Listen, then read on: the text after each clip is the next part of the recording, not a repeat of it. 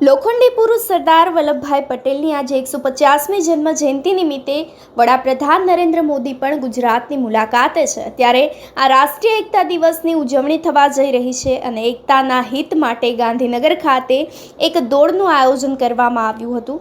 ચાલુ વરસાદ હોવા છતાં પણ શહેરના મોટા મોખરાના નિવાસીઓ અધિકારીઓ આ એકતા દોડમાં હાજરી આપી હતી અને રન ફોર યુનિટીમાં હાજરી આપી હતી। ગાંધીનગરમાં આયોજિત આ કાર્યક્રમમાં દેશ અને વિશ્વભરના લોકો જે છે સમર્પણ અને સેવાજન્ય કાર્યને જોવા અને પ્રશંસા કરવા માટે હાજરી આપી હતી। ત્યારે આ દોડ સરદાર વલ્લભભાઈ પટેલની પ્રતિમાનો નકલ નજીકનો આયોજિત કરવામાં આવી હતી।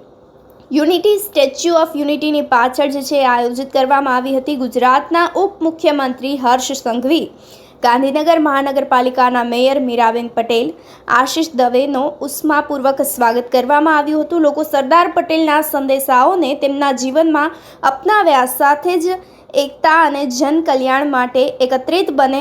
આ સાથે જ ઉપમુખ્યમંત્રી અને અન્ય મહત્વપૂર્ણ મહેમાનો દ્વારા એકતા દોડની શરૂઆત કરવામાં આવી હતી। આપનું શું માનવું છે, અમને કમેન્ટ કરી ચોક્કસથી જણાવશો।